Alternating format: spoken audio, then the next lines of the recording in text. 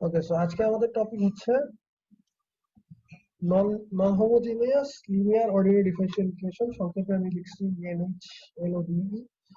তো এতদিন পর্যন্ত আমরা সব হোমোজিনিয়াস সলভ করছিলাম। দুইটা মেথডে আমরা সলভ করছি, একটা হচ্ছে রিডাকশন অফ অর্ডার দিয়ে, আর আরেকটা হচ্ছে যে যে ট্রায়াল সলিউশন ধরে e⁻mx ট্রায়াল সলিউশন ধরে। তো ওই দুটা ক্ষেত্রেই আমাদের ছিল হচ্ছে homogeneous linear ordinary differential equation. Reduction of অর্ডারের ক্ষেত্রে আমরা বলছি যে সেটা ভ্যারিয়েবল কোএফিসিয়েন্টের ক্ষেত্রেও কাজ করে। আর অনেক সময় হোমোজিনাস নন হোমোজিনাসও সলভ করা যায় কিছু ক্ষেত্রে। আর যেটা আমাদের e⁻mx ট্রায়াল সলিউশন দিয়ে যেটা সলভ করার কথা, মানে মেথড যেটা ছিল, সেটা শুধুমাত্র হোমোজিনিয়াস এবং কনস্ট্যান্ট কোএফিসিয়েন্টের ক্ষেত্রে অ্যাপ্লিকেবল। এখন হচ্ছে আমরা non homogeneous equation. Non homogeneous এর ডেফিনিশন আগেও দেওয়া হয়েছিল। তারপরে আবার এখানে আমি আবার ওই যে 7 নম্বর ইকুয়েশন, দুটো ইকুয়েশন ছিল, একটা ছিল 6 নম্বর ইকুয়েশনে জাস্ট এই যে জি অফ এক্স টার্মটা ছিল না, এখানে জিরো ছিল। ঠিক আছে, ওইটাকে আমরা বুঝলাম homogeneous linear ordinary differential equation. আর 7 নম্বরটা হচ্ছে যদি আমাদের এখানে একটা ফাংশন থাকে ডান দিকে, তাহলে সেটাকে আমরা বলি হচ্ছে নন homogeneous linear ordinary differential equation. এখন এইখানেও ওই যে আগের মতো দুইটা কেস হতে পারে। একটা হচ্ছে যে এই আমাদের যে কোএফিসিয়েন্ট গুলো ওয়াই এবং ওয়াই এর যে ডেরিভেটিভ, তাদের যে কোএফিসিয়েন্ট।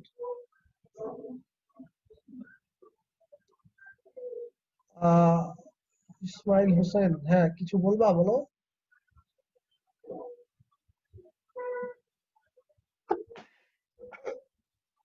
ইসমাইল হোসেন কিছু বলতে চাচ্ছ মনে হয়, বলো।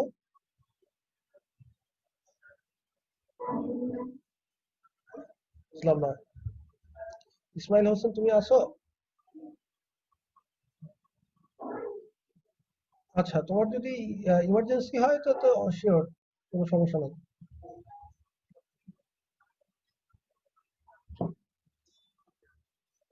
আচ্ছা, ঠিক আছে।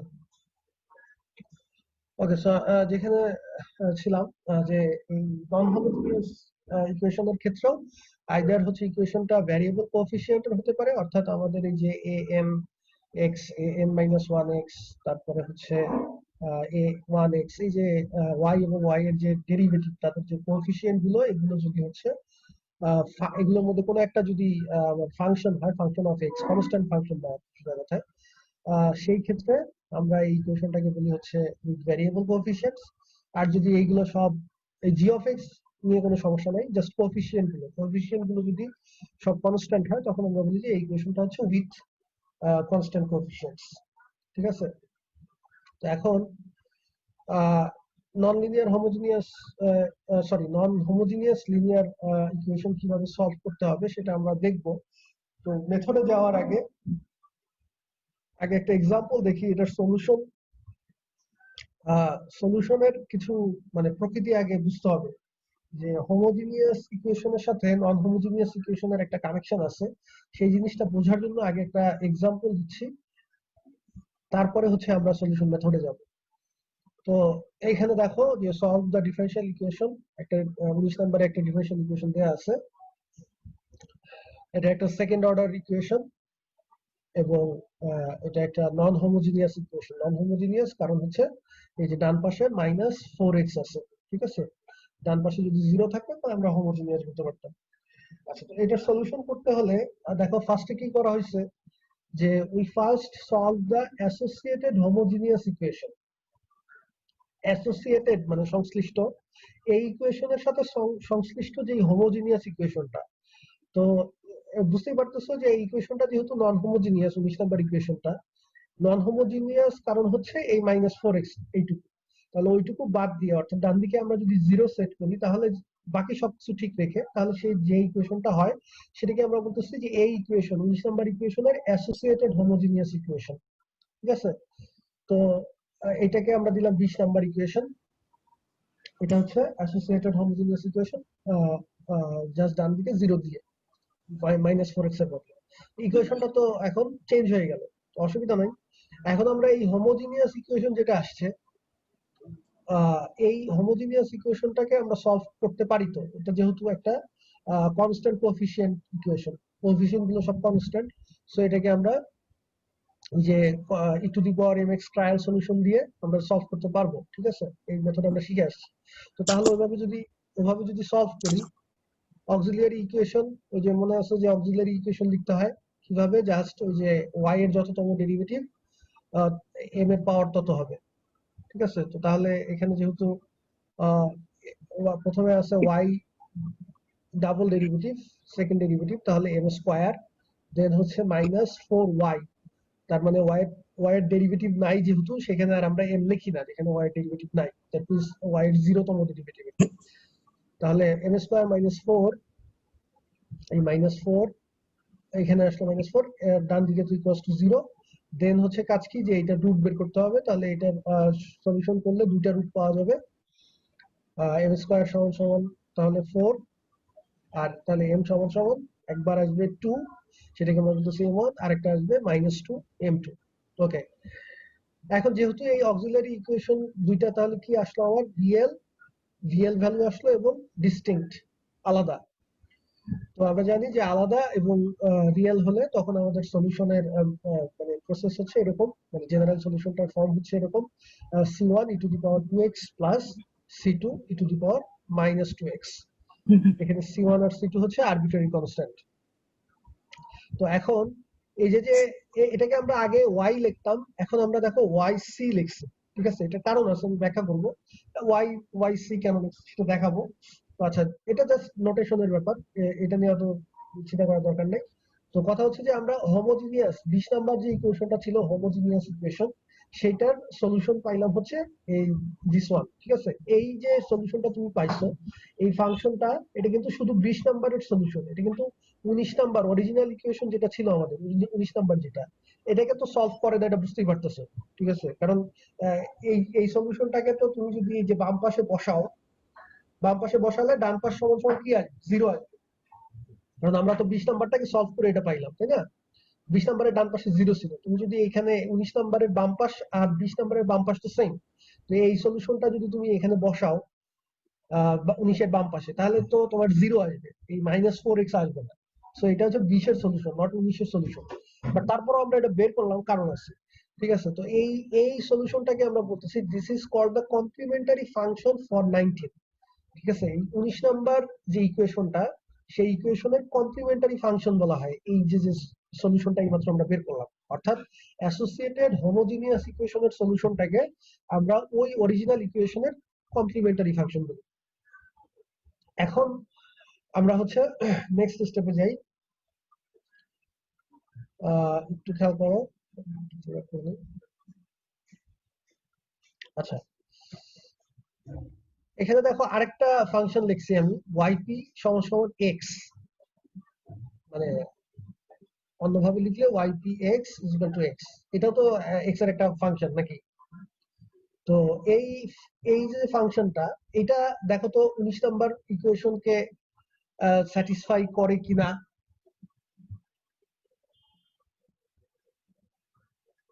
19 নাম্বার ইকুয়েশনকে এই জি ফাংশনটা স্যার করে। স্যাটিসফাই করে কিনা ইজিলি আমরা চেক করতে পারি। যে প্রথমে আছে কি y ডাবল প্রাইম, এর ভ্যালু এখান থেকে কত পাওয়া যাবে, তাহলে y জিরো। প্রাইম হচ্ছে 1 আর y ডাবল প্রাইম হচ্ছে 0। আর তাহলে আমাদের এই যে লেফট হ্যান্ড সাইড সমান কি আসে, লেফট হ্যান্ড সাইড সমান সমান আসে হচ্ছে y ডাবল প্রাইম মানে 0 মাইনাস 4 ইন্টু y মানে হচ্ছে আমার x, যে y মানে তো x, তাহলে সমান সমান -4x। এটাই তো আমাদের রাইট হ্যান্ড সাইড। তাহলে এই yp ইকুয়াল টু, এটা এখানে যে yp লেখার কারণটা হচ্ছে ওই যে এটাকে পার্টিকুলার সলিউশন বলি সেই কারণে, মানে p দিয়ে পার্টিকুলার বোঝায়। আর এই যে একটু আগে যে yc লিখছিলাম, ওই যে কমপ্লিমেন্টারি ফাংশন, এই কমপ্লিমেন্টারি c থেকে হচ্ছে এটা yc। ঠিক আছে, yc দিয়ে বোঝাচ্ছে এটা হচ্ছে কমপ্লিমেন্টারি সলিউশন বা কমপ্লিমেন্টারি ফাংশন। তো এখন এই yp x যেটা, এটা যেহেতু 19 নম্বর ইকুয়েশনটাকে স্যাটিসফাই করে, তাহলে এটা একটা সলিউশন 19 নম্বর ইকুয়েশনের, এবং এই সলিউশনটাকে আমরা বলি হচ্ছে call the particular solution of 19। ঠিক আছে, এই কারণে এটাকে yp দিয়ে লেখা হয়েছে। এরপর আমি দেখো কি করলাম, therefore the general solution of 19 is given by, 19 এর জেনারেল সলিউশনটাকে লিখলাম y = yc + yp, দুইটাকে যোগ করে দিলাম। এই y সি যেটা কমপ্লিমেন্টারি ফাংশন আগে পাইছি 20 নম্বরের সলিউশন সেটা, আর এই যে 19 নম্বরের যে একটা পার্টিকুলার সলিউশন পাইছি, এই দুটাকে যোগ করে দিয়ে আমি জেনারেল সলিউশন অফ 19 বলতেছি। ঠিক আছে, যে এই ওয়াইসি এর ভ্যালুটা এখানে বসাই দিছি আর ওয়াইপি এর ভ্যালুটা বসাই দিছি, তাহলে this is the general solution. এখন প্রশ্ন হচ্ছে এইটা কিভাবে হলো? এনিওয়ান?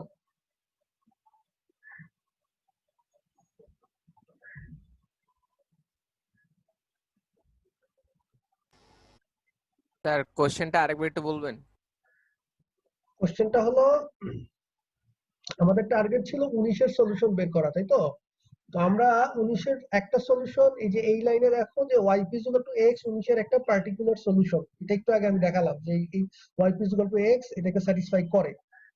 তো আমরা 19 এর সলিউশন শুধু এটাকে না বলে আমরা আবার এই 19 এর সাথে অ্যাসোসিয়েটেড যে হোমোজেনাস ইকুয়েশন 20 নাম্বার, সেইটার সলিউশন বের করে, যেটাকে আমরা বলতেছি কমপ্লিমেন্টারি ফাংশন, সেই কমপ্লিমেন্টারি ফাংশন আর পার্টিকুলার সলিউশনটাকে যোগ করে এই পুরো জিনিসটাকে আমরা বলতেছি যে এই পুরোটাই হচ্ছে 19 এর জেনারেল সলিউশন। এটা কেন, কিভাবে আসলো বা কেন হচ্ছে? লিনিয়ার কম্বিনেশন করে, মানে এক্স এর সাথে একটা কোফিসিয়েন্ট ছিল, ওই কোফিসিয়েন্টটা মানে 1 হয়ে গেছে আর মানে ওই ইকুয়েশনে বসায়, মানে ফুলটা যদি এ এক্স থাকতো c1 e to the power x plus c2 e to the power minus 2x plus ax, তখন যদি ওই ইকুয়েশনটাতে বসাইতাম তখন এ এর ভ্যালুটা 1 চলে আসে এভাবে। আচ্ছা, ওটা তুমি বলতেছো কোএফিসিয়েন্ট কেন 1 হইলো না? আমার প্রশ্ন হচ্ছে যে ওয়াইসি আর ওয়াইপি যোগ করলাম কেন?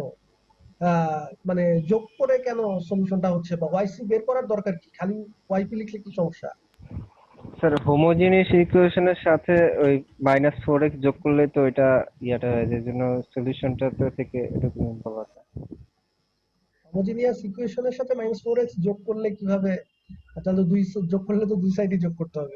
মানে 20 নাম্বার ইকুয়েশনে যদি -4x যোগ করি তখন তো ওইটা 19 হয়ে যাবে। আর -4x যোগ করলে তো দুই সাইডেই যোগ করতে হবে রে বাবা। তার ইনিশিয়াল কন্ডিশন তো স্যাটিসফাই করতে হবে। আমার ইনিশিয়াল তো কন্ডিশন নাই তো এখানে, ইনিশিয়াল কন্ডিশন কোথায়? মানে যদি মানে একই পয়েন্ট দিয়ে তো দুইটা কার্ভ পাস করতে পারে না, তাই আর কি লিনিয়ার কম্বিনেশন নেওয়া লাগছে। না না, এত এত কঠিন না, এত কঠিন না, একটু easy চিন্তা করো। মানে আমি জাস্ট জানতে চাচ্ছি যে এইটা ওয়াইসি প্লাস ওয়াইবি ওয়াইপি এই যোগফলটা কিভাবে সলিউশন হলো? অর্থাৎ আমি শুধু ওয়াইপিটাকে কেন সলিউশন বলতে পারতেছি না, ওয়াইসিটা যোগ করার কি দরকার? ওয়াইসিটা এমনিতেই 0 হয়ে যাচ্ছে তাই। এক্স্যাক্টলি এই কথাটাই জানতে আচ্ছা চাচ্ছিলাম। আচ্ছা। ঠিক আছে, যে এখানে এই যে মানে হোমোজিনিয়াসটাকে সলভ করে আসার কি দরকার? আমরা তো এই যে ওয়াইপি যেটা বের করছি, ওয়াইপি এটা তো আসলে এটার সাথে তো এই অংশটুকুর কোনো কানেকশন নাই, তাই না?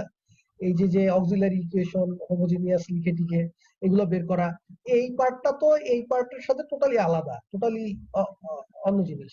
তো আমি এই যে ওয়াইপিটা যদি আমি বের করতে পারি, শুধু ওয়াইপিটাকে কেন সলিউশন বলতে পারতেছি না, সাথে আবার ওয়াইসিটাকে কেন বের করে যোগ করা লাগতেছে?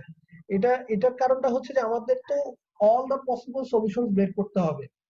ঠিক আছে, তুমি যদি বলো যে yp is equal to x is a solution of 19, কথাটা তো ভুল না, ঠিক আছে, কথা ঠিক আছে যে yp is equal to x is a solution of 19, কিন্তু সেটা তুমি কিন্তু তখন জাস্ট একটা পার্টিকুলার সলিউশন বললা, তুমি কিন্তু অনেক আরো হাজারো সলিউশন বাদ দিয়ে দিলা। ঠিক আছে, কারণ এই যে যে আমাদের এই যে এখানে লাস্ট লাইনে যেটা আসছে, এখানে তো আসলে অসংখ্য সলিউশন ইনক্লুডেড, তাই না? c1 c2 ভ্যালু এর উপরে ডিপেন্ড করে c1 c2 ভ্যালু তুমি কি চুজ করতেছো। তো আমাদের তো টার্গেট হচ্ছে যে অল পসিবল সলিউশনস বের করতে হবে। এখন ওই কারণে আমাদের শুধু ওয়াইপিটাকে লিখলে তো আসলে সব আসতেছে না, আর ওয়াইপির সাথে কেন কনস্ট্যান্ট দিয়ে গুণ করতেছি না সেটা তো বোঝাই যায়। কারণ এখানে তুমি যদি ওয়াইপি কে যদি আবার কোনো কনস্ট্যান্ট দিয়ে গুণ করো, তখন কিন্তু এখানে সাবস্টিটিউট করলে ওই যে ইয়ে যেটা বললো, আবির যেটা বললো, যে ওই অটোমেটিক্যালি কনস্ট্যান্টের ভ্যালু 1 চলে আসবে। ঠিক আছে, 1 হইতেই হবে, 1 ছাড়া অন্য কোনো কনস্ট্যান্ট হলে হবে না। কারণ তুমি যদি সাপোজ এখানে 2x দাও, ফর এক্সাম্পল আমরা একটা কনস্ট্যান্ট দিলাম 2x, তো তারপরে আমি যখন এই যে ওয়াইটার উপরে যখন ডেরিভেটিভ অ্যাপ্লাই করব, তো আলটিমেটলি এখানে দেখো যে আমাদের লিনিয়ার অপারেটর জিনিসটা কাজে লাগবে, তাহলে বুঝতে সুবিধা হবে। আমরা জানি যে এই যে এই ইকুয়েশনটাকে লিনিয়ার অপারেটর ইউজ করে কিভাবে লেখা যায়, এই ইকুয়েশনটাকে যে D square Y minus 4y is equal to -4x, বা অন্যভাবে লিখলে ডি স্কোয়ার মাইনাস 4 আমরা বলছিলাম যে এই যে ডিস্ট্রিবিউট করে দেওয়া যায় কমন নিয়ে -4x লিনিয়ার অপারেটর পড়ানোর সময় এগুলো দেখাইছিলাম। তো এই ইকুয়েশনটাকে 19 নম্বর ইকুয়েশনটাকে আমি লিনিয়ার অপারেটর দিয়ে এভাবে লিখতে পারি ডি স্কোয়ার মাইনাস 4y সমান -4x, বা আরো সংক্ষেপে লিখলে এল অফ y সমান -4x, যেখানে এল সমান ডি স্কোয়ার মাইনাস 4। এল হচ্ছে আমাদের ওই যে পলিনোমিয়াল অপারেটর, ঠিক আছে, ডি স্কোয়ার মাইনাস 4 এখানে। তো এখন এই যে এল অফ ওয়াই সমান যে -4x লিখলাম, আমি যখন 20 নাম্বার ইকুয়েশনটা, এটা হচ্ছে আমাদের 19 নাম্বার ইকুয়েশন, আর তাহলে 20 নাম্বার ইকুয়েশনটাকে আমি কি লিখতে পারবো, এল অফ ওয়াই সমান জাস্ট 0, এটা হচ্ছে আমাদের 20 নাম্বার ইকুয়েশন, অ্যাসোসিয়েটেড হোমোজেনিয়াস ইকুয়েশনটা। তো এরপর এখন আমরা এই 20 নাম্বার ইকুয়েশনের সলিউশন যেটা পাইছি, 20 নাম্বার ইকুয়েশনের সলিউশনটাকে আমরা নাম দিছি yc, ঠিক আছে। তার মানে আমি যদি এই এল অফ yc বসাই, y এর জায়গায় yc বসাই, অর্থাৎ ওই লিনিয়ার অপারেটরটা যদি yc এর উপরে অ্যাপ্লাই করি, তাহলে আমাদের অবশ্যই কি আসতে হবে, 0 আসতে হবে, কারণ এটা তো 20 নাম্বারের সলিউশন। yc টা তো 20 নাম্বারের সলিউশন, আমরা তো 20 নাম্বারটাকে সলভ করে yc পাইছি। সো এল অফ yc সমান অবশ্যই 0 হইতে হবে। আচ্ছা, আর এগেইন আমরা এই যে 19 নাম্বার ইকুয়েশন, যেটা এই 19 নাম্বার যে ইকুয়েশনটা, সেই ইকুয়েশনটার সলিউশন বলতেছে কি yp, এটার একটা সলিউশন বের করছি আমরা yp। তার মানে হচ্ছে এল অফ yp যদি আমি বসাই তাহলে কত পাবো বলো, -4x। -4x এক্স্যাক্টলি, কারণ এটা 19 নাম্বার ইকুয়েশনকে স্যাটিসফাই করে। 19 নাম্বার ইকুয়েশনকে সলভ করেই yp টা পাওয়া হয়েছে। তো তার মানে এই বাম পাশে y এর জায়গায় যদি yp বসাই, তাহলে ডান পাশে সমান হইতে হবে অবশ্যই। এখন তাহলে আমি দেখি যে এই এল অফ yc সমান 0 একটা পাইছি, আর এল অফ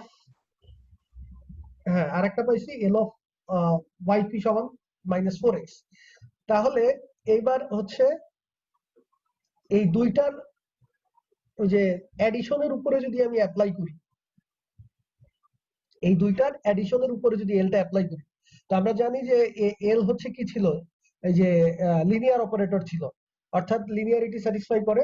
সো তুমি এটা দুই ভাগে ভাগ করে দিতে পারো, তার মানে L of yc plus L of yp। তো এল অফ yc হচ্ছে আমাদের কত, 0, আর প্লাস এল অফ yp আমরা পাইছি -4x। That means L of yc plus yp সমান কত আসলো, -4x। তার মানে আমাদের এই yc প্লাস yp এই যে যোগফলটা, এটাও তাহলে কোন ইকুয়েশনটাকে স্যাটিসফাই করে, 19 নাম্বার ইকুয়েশনকে স্যাটিসফাই করে নাকি।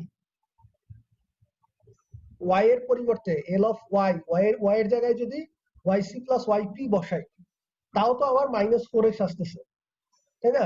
19 নাম্বার ইকুয়েশন তো ছিল এল অফ y সমান -4x, এটা ছিল আমাদের 19 নাম্বার ইকুয়েশন। তাহলে আমরা দেখতেছি y এর জায়গায় yc প্লাস yp বসালাম, যেহেতু পুরো 19 নাম্বার ইকুয়েশনটা স্যাটিসফাই হয়, তাহলে অবশ্যই এই যোগফলটাও আমাদের সলিউশন হবে। এখন ওই যে yp টাকে আমি যদি কোনো কনস্ট্যান্ট দিয়ে গুণ করে বসাইতাম, তাহলে ঘটনাটা কি হইতো, অর্থাৎ এই যে এখানে কই গেল, এই যে এখানে আমরা yp টাকে তখন বাইরে চলে আসতো, তখন কনস্ট্যান্টটাকে গুণ ঝামেলা করে, করতো। বলো, কনস্ট্যান্টটা বাইরে চলে আসে -4x হইতো না, আর বেশি হইতো। তখন আর -4x হইতো না, ঠিক আছে। এই কারণেই yp টাকে আমরা কোনো কনস্ট্যান্ট দিয়ে গুণ করি নাই। আমি যদি হচ্ছে এইভাবে লিখতাম যে এখানে একটা কনস্ট্যান্ট দিতাম, ধরো k yp, তাহলে তখন তো আমার এই যে যেটা হইতো যে L of yc plus L of k yp, দেন এটা হয়ে যেত 0, আর এটা k যেহেতু কনস্ট্যান্ট, k হচ্ছে লিনিয়ার অপারেটরের বাইরে চলে আসবে, এল অফ yp তার মানে হচ্ছে 0 plus k into -4x।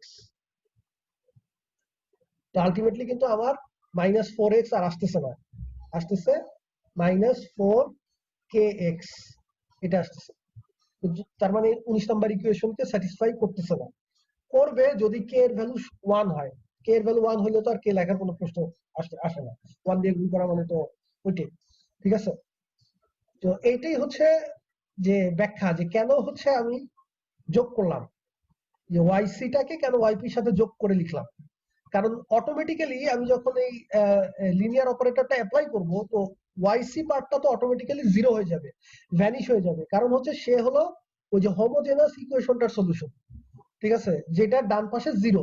So তার উপরে যখন লিনিয়ার অপারেটরটা অ্যাপ্লাই হবে, সে অটোমেটিক্যালি ভ্যানিশ হয়ে যাবে। আর ওয়াইপি পার্টটার উপরে যখন অ্যাপ্লাই হবে, সে হচ্ছে যেহেতু অরিজিনাল ইকুয়েশনের সলিউশন, তার উপরে অপারেটর অ্যাপ্লাই করার ফলে এই ডান পাশে যে ফাংশনটা ছিল সেটা উৎপন্ন হবে। সো আলটিমেটলি এই দুজনের যোগফলটা সলিউশন হবে। এবং ওয়াইপিটাকে কোনো কনস্ট্যান্টে গুণ করা যাবে না বা দরকার নাই, কারণ হচ্ছে গুণ করলে তখন আর আমার ওই 19 নম্বর ইকুয়েশন স্যাটিসফাই হবে না, ঠিক আছে। সো এই জিনিসগুলো তাহলে আশা করি ক্লিয়ার। কারো যদি কোনো কোশ্চেন থাকে বলতে পারো। এই পর্যন্ত যদি কারো কোনো কোশ্চেন থাকে বলতে পারো।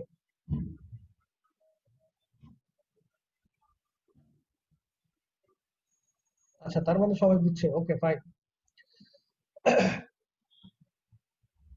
এই জিনিসটাই এখানে ব্যাখ্যা করা আছে, এটা একটা থিওরেম অ্যাকচুয়ালি। এই যে বক্সের মধ্যে যে লেখাটা লেখা হয়েছে এটা একটা থিওরেম।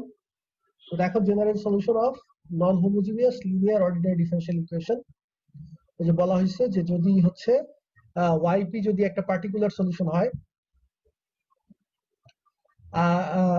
আর হচ্ছে তোমার যদি ওটা যদি nth অর্ডার ইকুয়েশন হয়, তার যদি y1 y2 up to yn fundamental set of solutions, ওই যে associated homogeneous equation, associated homogeneous differential equation 6, আর নন হোমোজেনাসটা হচ্ছে আমাদের 7 নাম্বার ইকুয়েশন। তো ওয়াইপি যেটা পার্টিকুলার সলিউশন, সেটা হচ্ছে ওই নন হোমোজেনাসটার একটা সলিউশন পার্টিকুলার, আর y2 y1 y2 up to yn, এই nটা হচ্ছে এই হোমোজেনাসটার ওই যে লিনিয়ারলি ইন্ডিপেন্ডেন্ট সলিউশনস, অর্থাৎ তারা ফান্ডামেন্টাল সেট অফ সলিউশন গঠন করে। তো যার কারণে আমাদের টোটাল জেনারেল সলিউশন অফ 7, এই 7 এর জেনারেল সলিউশন হবে এই যেগুলো হচ্ছে আমার হোমোজেনিয়াস ইকুয়েশনটার সলিউশন, সেগুলোকে আমরা ওই যে লিনিয়ার কম্বিনেশন নিব, c1 c2 আরবিটারি কনস্ট্যান্ট দিয়ে গুণ করে, এই যে এই পর্যন্ত c1 y1 c2 y2 plus up to cn yn, আর হচ্ছে তার সাথে জাস্ট yp-টা যোগ করে দিব, ঠিক আছে। তাহলে এইটাই হবে হচ্ছে আমাদের নন হোমোজেনিয়াস ইকুয়েশনটার সলিউশন। আর এই যে পার্টটা c1 c2 up to cn yn, অর্থাৎ হোমোজেনিয়াস ইকুয়েশনটার সলিউশনটাকে আমরা বলি হচ্ছে কমপ্লিমেন্টারি ফাংশন অফ 7, আর এটাকে লিখি হচ্ছে ycx এইভাবে, বা অনেক সময় এক্সটা আমরা লিখি না, বুঝে নেই, শুধু yc দ্বারা লেখা হয়। তো তার মানে সংক্ষেপে এই জিনিসটাকে আমরা এইভাবে লিখতে পারি, এই থিওরেমটাকে, যে y সমান সমান কমপ্লিমেন্টারি ফাংশন প্লাস হচ্ছে এনি পার্টিকুলার সলিউশন। কমপ্লিমেন্টারি ফাংশনকে আমরা লিখি yc দিয়ে, আর পার্টিকুলার সলিউশনকে লিখি yp দিয়ে, ঠিক আছে। আশা করি কারো কোনো কোশ্চেন নাই। Okay, superposition principle for non homogeneous linear ordinary differential equation. আমাদের একটা সুপারপজিশন প্রিন্সিপাল ছিল হোমোজিনিয়াসের জন্য, এখন নন হোমোজিনিয়াসের জন্য এরকম একটা সুপারপজিশন প্রিন্সিপাল আছে। তো এটা আমি মনে হয় এক্সাম্পল দিয়ে বুঝাইলে ভালো হবে। এক্সাম্পল পরবর্তী স্লাইডে দেওয়া আছে, তাহলে বুঝতে সুবিধা হবে।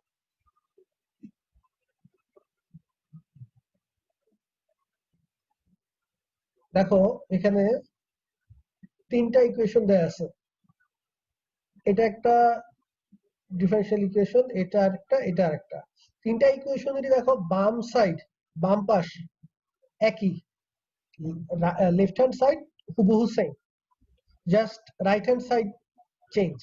3টা ইকুয়েশনই non homogeneous, right hand side function গুলো আলাদা আলাদা।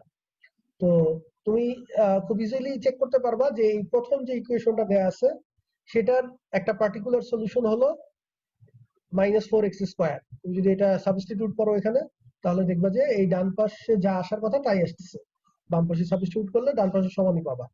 তাহলে এটা হচ্ছে আমার এই নন হোমোজেনাস ইকুয়েশনটার একটা সলিউশন, পার্টিকুলার সলিউশন।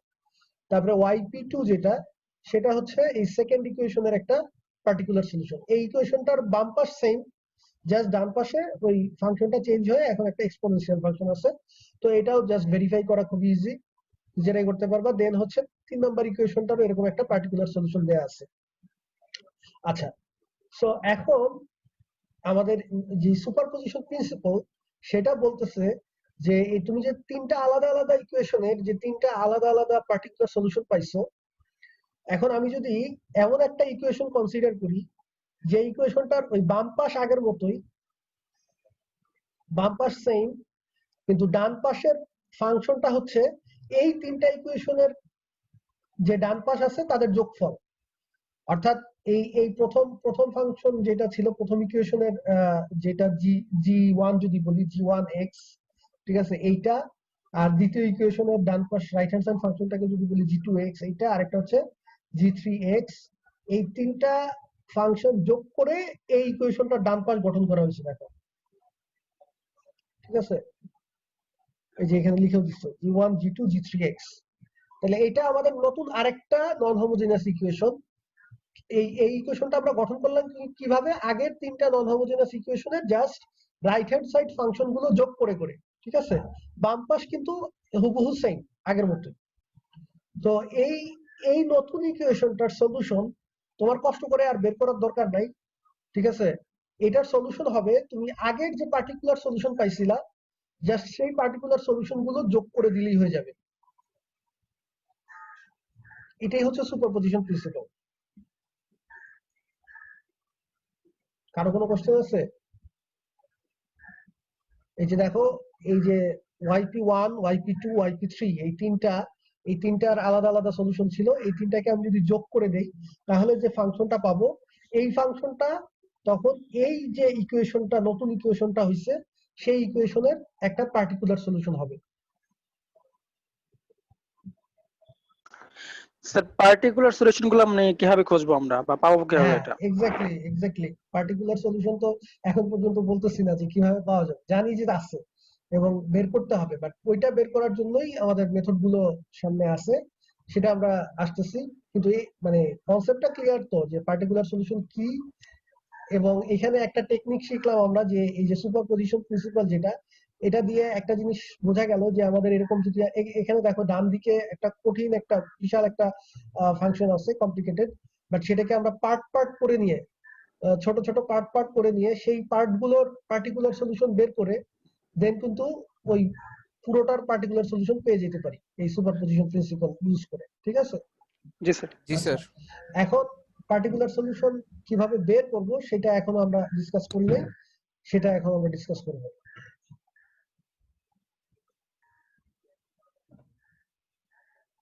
এই কথাটাই এই যে এই থিওরামে বলা হয়েছে সুপারপজিশন প্রিন্সিপাল। এটা জাস্ট জেনারেলাইজড ভার্সন, নিজের পড়লে বুঝতে পারবা। আচ্ছা, ওকে, সো এখন আসো undetermined coefficients superposition approach. So এটা হচ্ছে আমাদের একটা মেথড নন হোমোজেনিয়াস ইকুয়েশনের পার্টিকুলার সলিউশন বের করার জন্য। আমরা অলরেডি দেখলাম যে একটা non homogeneous linear ordinary differential equation যেটা জেনারেল ফর্ম হচ্ছে L of Y equal to G of X. এই ধরনের একটা ইকুয়েশন যদি আমাদের সলভ করতে হয় তাহলে আমাদের দুইটা কাজ করতে হবে। প্রথম কাজ হচ্ছে যে কমপ্লিমেন্টারি ফাংশনটা বের করতে হবে associated homogeneous linear ordinary differential equation solve করে।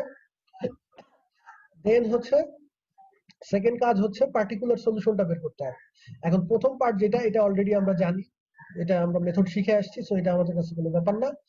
তো সেকেন্ড পার্ট যেটা ওয়াইপি, সেটা বের করার জন্য আমরা এখন এই মেথডটা শিখবো যেটার নাম হচ্ছে আনডিটারমাইন্ড কোএফিসিয়েন্ট সুপারপজিশন অ্যাপ্রোচ। এটার আরেকটা মেথড আছে আনডিটারমাইন্ড কোএফিসিয়েন্ট অ্যানিহিলেটর অ্যাপ্রোচ, এটা পরে শিখবো, আগে এটা শিখি। আচ্ছা, তো এইটার আইডিয়াটা কি, বা এই নামটার সাথে আসলে কি, মানে নামটা দেওয়ার তো অবশ্যই কোনো কারণ আছে তাই না, আনডিটারমাইন্ড কোএফিসিয়েন্টস, এটা দিয়ে আসলে কি বোঝাচ্ছে। তো কোএফিসিয়েন্টস কোত্থেকে আসলো আর ডিটারমাইন্ড কোত্থেকে আসতেছে সেটা একটা এক্সাম্পল দিলেই আমরা বুঝে যাব।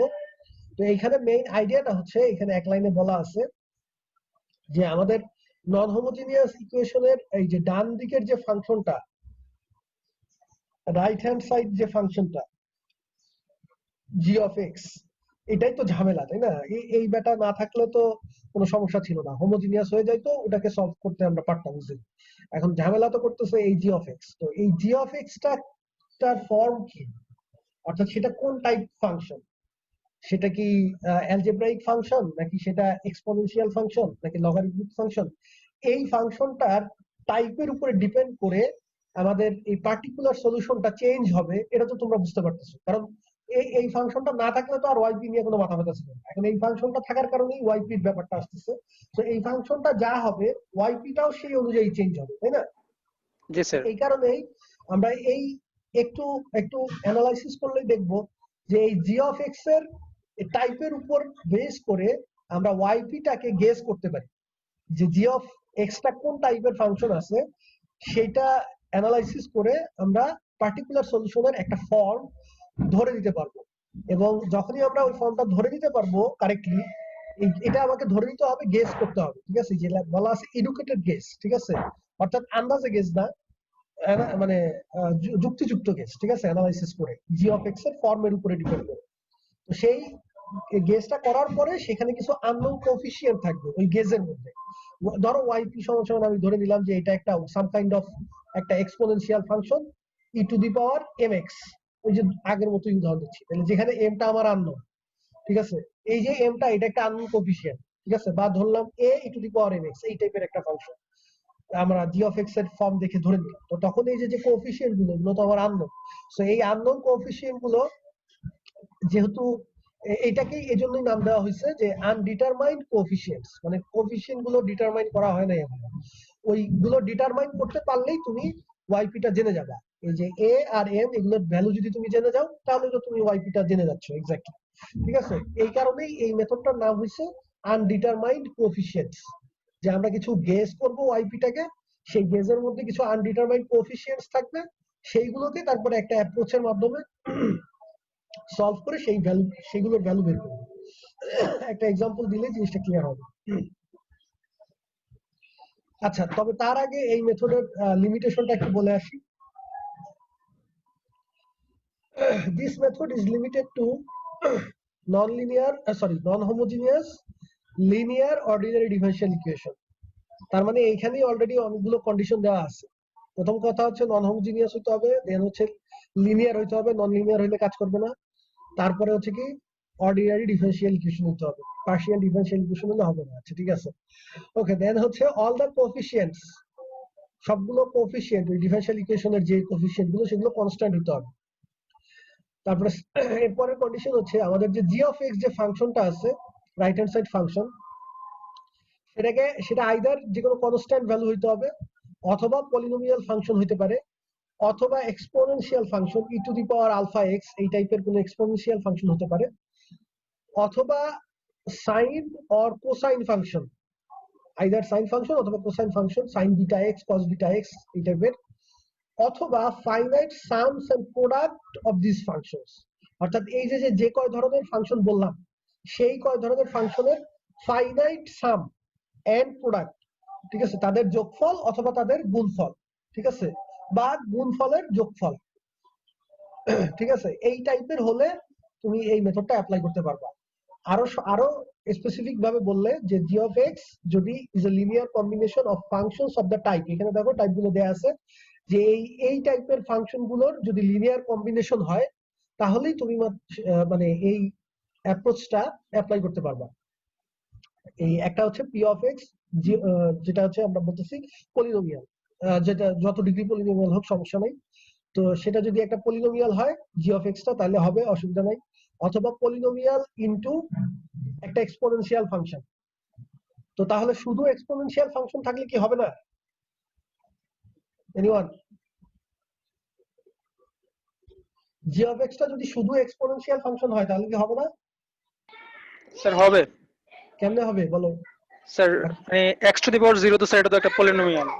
হ্যাঁ এক্স্যাক্টলি, মানে পি অফ এক্স যদি 1 হয় সেটাও তো একটা পলিনোমিয়াল। সো 1 দিয়ে গুণ করলে তো জাস্ট আমাদের এক্সপোনেনশিয়াল ফাংশনটা থাকতেছে। সো এখান থেকে আসলে এক্সপোনেনশিয়াল ফাংশনটাও এর মধ্যে চলে আসে।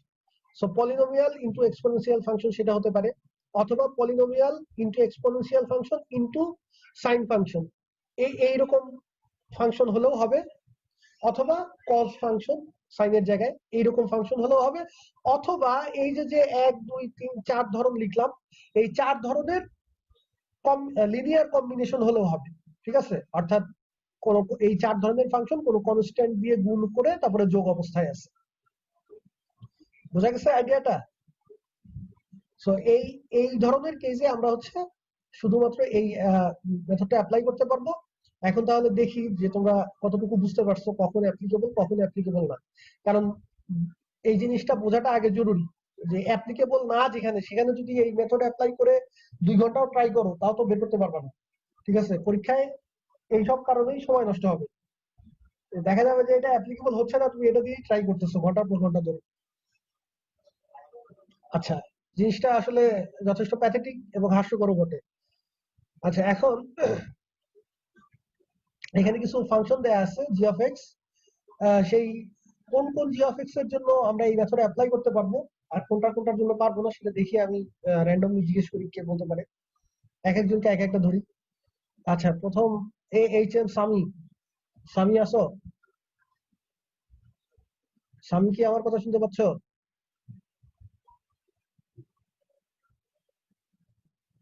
সামি তুমি আসো দেখতে পাচ্ছি, কিন্তু তুমি কি আমার কথা শুনতে পাচ্ছ? শুনতে পেলে আনমিউট করো, বা যদি তোমার মাইক্রোফোনে সমস্যা থাকে তাহলে চ্যাটে রেসপন্স করো। কোনো কথা বলে না।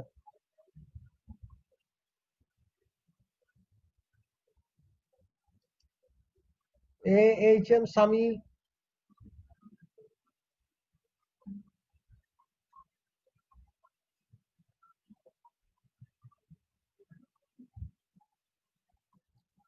মনে হচ্ছে সে জয়েন করে অন্য কোথাও চলে গেছে অথবা ঘুমিয়ে গেছে, যার কারণে টের পাচ্ছে না। এছাড়া তো আর কোনো এক্সপ্লানেশন নাই।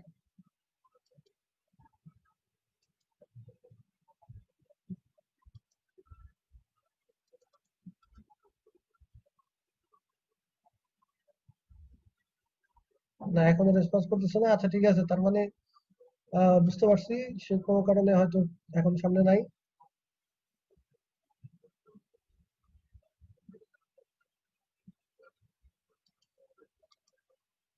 আচ্ছা দেখি তাহলে আরেকজন বলো, কাকে জিজ্ঞেস করা যায়?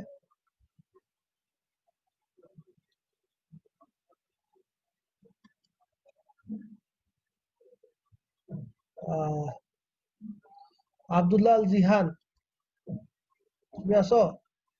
জি স্যার।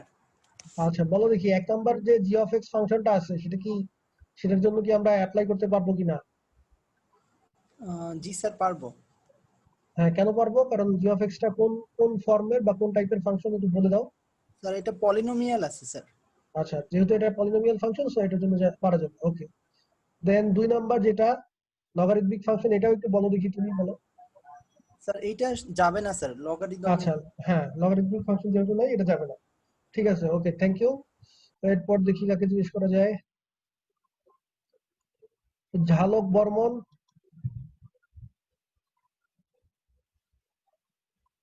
ঝালক বর্মন আমার কথা শুনতে পাচ্ছ?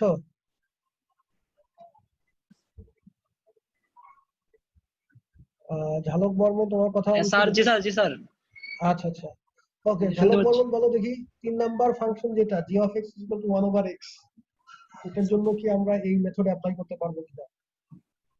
স্যার এটা তো স্যার ইনভার্স ফাংশন তো হবে না, মানে ইনভার্স ফাংশন না, মানে 1/, 1/x এটা অ্যালজেব্রাইক ফাংশন, জি স্যার ইনভার্স ফাংশন অ্যালজেব্রা। বলতে কিছু নয়, অ্যালজেব্রাইক ফাংশন। কিন্তু আহ, এটা মানে ইনভার্স ফাংশন তো অ্যালজেব্রাইক ফাংশনের হতে পারে, অন্য যে কোনো ফাংশনের হতে পারে, বাট এটা হচ্ছে অ্যালজেব্রাইক ফাংশন।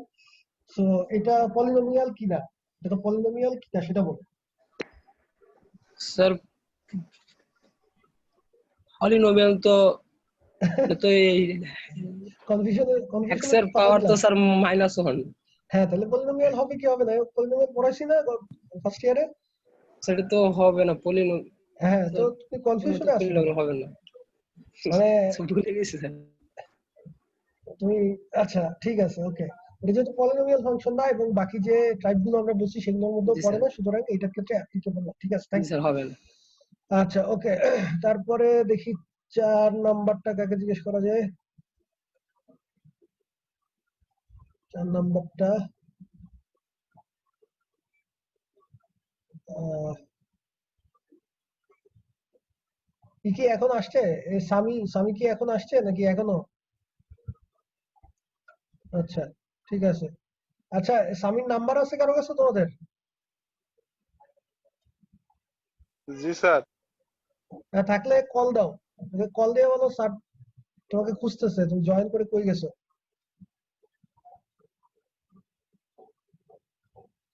আচ্ছা, এখন দেখি কাকে জিজ্ঞেস করা যায়।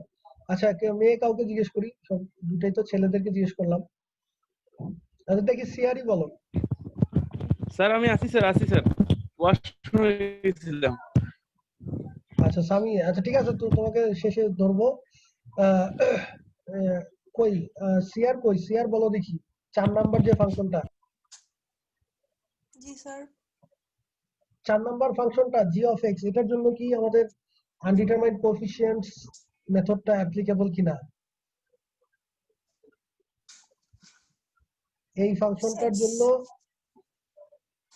আনডিটারমাইন্ড কোএফিসিয়েন্ট অ্যাপ্লিকেবল কিনা? Sir sin x by cos x মানে এটা তো tan x, এটা কি পলিনোমিয়ালের মধ্যে পড়ে? পলিনোমিয়ালের মধ্যে পড়ে না, বাকি যেগুলো আছে ওগুলোর মধ্যে পড়ে কিনা? স্যার বলতে পারছি না আসলে। কেন বলতে পারছো না? বাকি যেগুলো আছে সেগুলোর মধ্যে পড়ে কিনা? যে এখানে তো ফর্ম দিয়েই দিলাম আমি।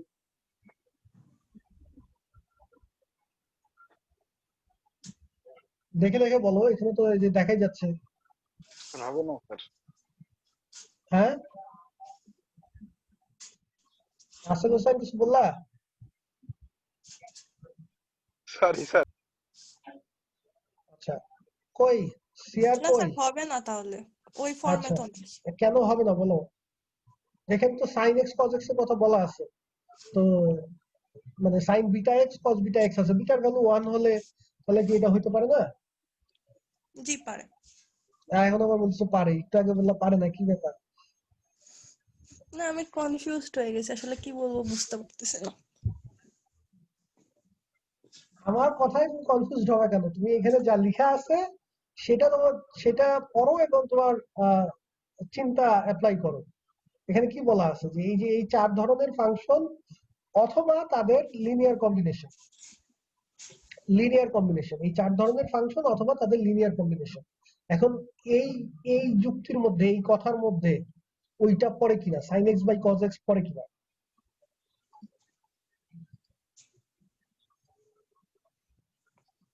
চিন্তা করা শিখতে হবে তোরে বাবা।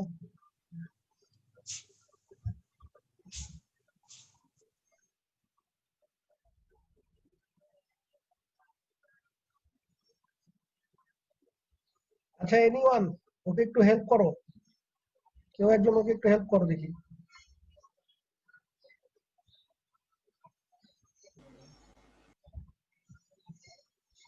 কেউ নাই? হেল্পও করতে পারছো না কেউ, নাকি হেল্প করতে চাচ্ছ না, কোনটা?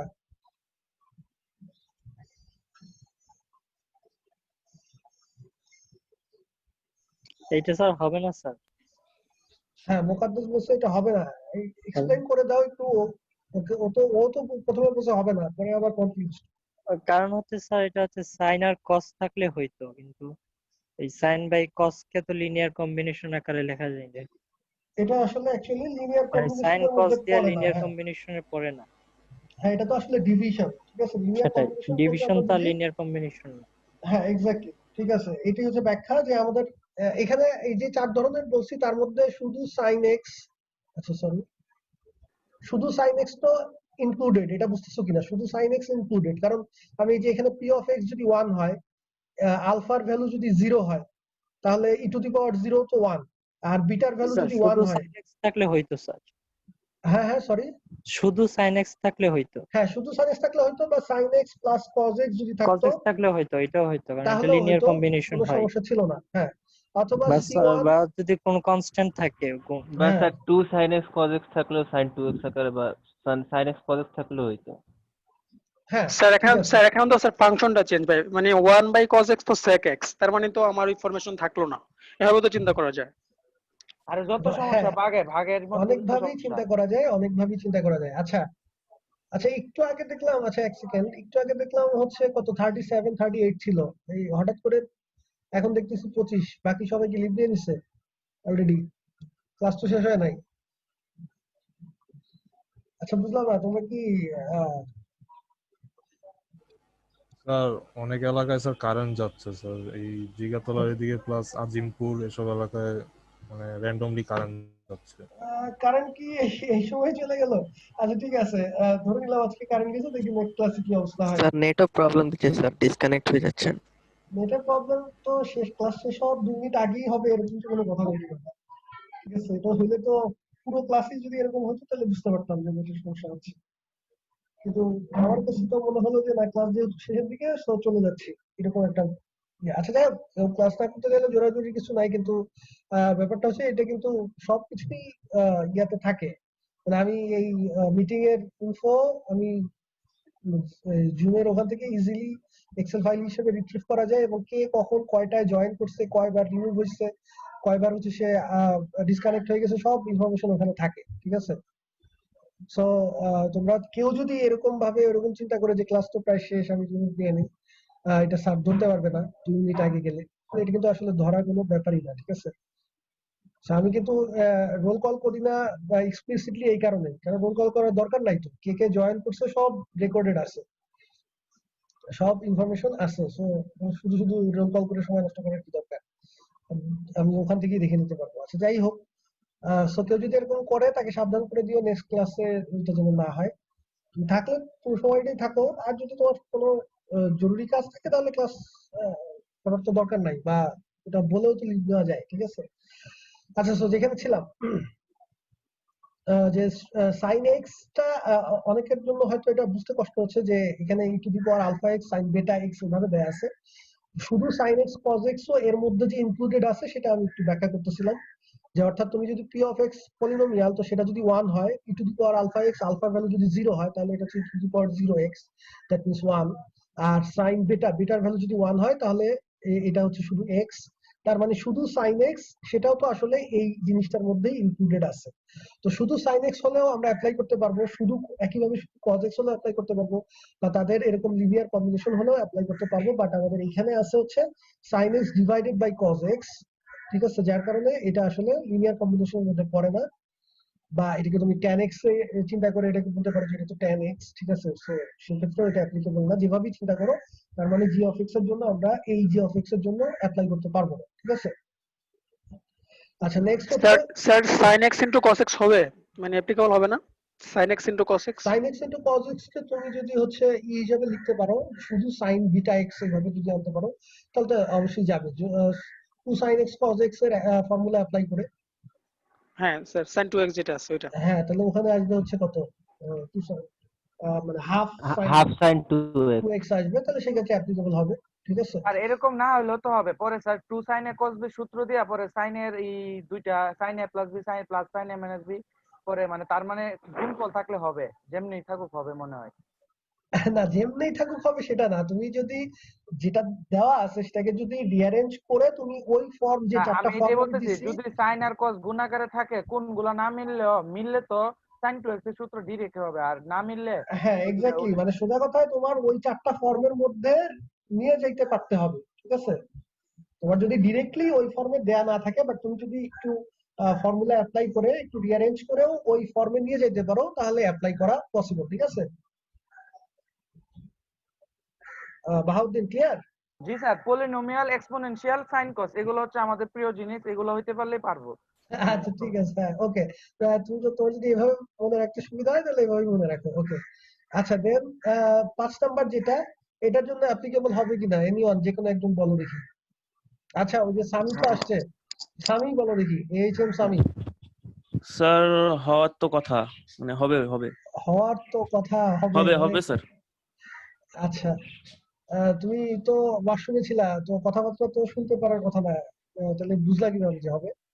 স্যার আমি স্যার G1 G2 G3 এবং ফার্স্টের পলিনোমিয়াল পর্যন্ত মানে শুনে গেছিলাম, তো এসে স্যার হচ্ছে আপনার প্রশ্ন অনুযায়ী যে পিডিএফটা আপলোড দিবেন সেখানে দেখছিলাম যে পলিনোমিয়াল সাথে যে লিনিয়ার কম্বিনেশন থাকে। আচ্ছা আচ্ছা ঠিক আছে, বুঝতে পারছি। ঠিক আছে, তাহলে তুমি বলতেছো 5 নাম্বার এটা হবে শিওর? জি স্যার। আচ্ছা কেন হবে একটু ব্যাখ্যা করো। স্যার এই যে পলিনোমিয়ালের সাথে স্যার এই যে e two the power minus কি বলো, কোন ফর্মে? এই ফার্স্ট কোন ফর্মে এটা স্যার? ফার্স্ট হচ্ছে e to the power x into polynomial হ্যাঁ polynomial into e to the power alpha x, তারপরে alpha x যেটা আছে সেটা হচ্ছে polynomial into sin beta x sin alpha x sin beta x, আচ্ছা ঠিক আছে আলফা বিটা কি কথা, আর তারপরেরটা হচ্ছে polynomial into cos beta x নাকি? ওইটাও স্যার এই যে polynomial into হ্যাঁ polynomial into cos beta x, তারপরে সবগুলোর যোগ বিয়োগ, তার মানে হচ্ছে লিনিয়ার কম্বিনেশন। জি তাহলে আমাদের ওই শর্ত সাপোর্ট করে, সুতরাং এটার জন্য অ্যাপ্লিকেবল। আচ্ছা জি জি তারপরে 6 নাম্বার, এটা অন্য আরেকজন বলো দেখি হবে কি হবে না। হবে স্যার এটা। আচ্ছা এটাও হবে, ঠিক আছে, তার মানে তোমরা বুঝতে পারছো। ওকে, তাহলে আবার আর খুব বেশি এক্সপ্লেইন করতেছি না, আশা করি সবাই বুঝতে পারছো। বইয়ে অসংখ্য এক্সাম্পল দেয়া আছে, এই জিনিসটা আগে মাস্টার করার ট্রাই করো যে কখন অ্যাপ্লাই করতে পারবা কখন অ্যাপ্লাই করতে পারবা না, ঠিক আছে? আচ্ছা তো এরপর আমাদের একটা এক্সাম্পল কই গেল, কেন এই ফাংশন গুলোর জন্য অ্যাপ্লাই করা যাবে অন্য ধরনের ফাংশনে অ্যাপ্লাই করা যাবে না সেটার একটা ব্যাখ্যা এখানে দেয়া আছে, এবং পরবর্তী স্লাইডে একটা এক্সাম্পল দেয়া আছে। তো আজকে যেহেতু সময় শেষ, আজকে আর যাচ্ছি না, নেক্সট দুইটা স্লাইড তোমরা একটু দেখো এবং এক্সাম্পলটা দেখলেই বুঝতে পারবে যে আসলে কিভাবে আমরা ওই জি অফ এক্স টা দেখে এখানে অ্যাকচুয়ালি ওই আগের এক্সাম্পলটাই আমরা সলভ করছি, 19 নাম্বার যে প্রবলেমটা সলভ করছিলাম সেটাই এখানে সলভ করা হচ্ছে। তো এটা দেখলেই আশা করি বুঝতে পারবো, এটা বাসায় দেখো, নেক্সট ক্লাসে আমরা এটা ব্যাখ্যা করব এবং সাথে আরো একটু ডিপলি এই মেথডটার ভিতরে কি কি আছে সেটা দেখবো। তো কারো যদি কোনো কোশ্চেন না থাকে তাহলে আজকে এই পর্যন্তই।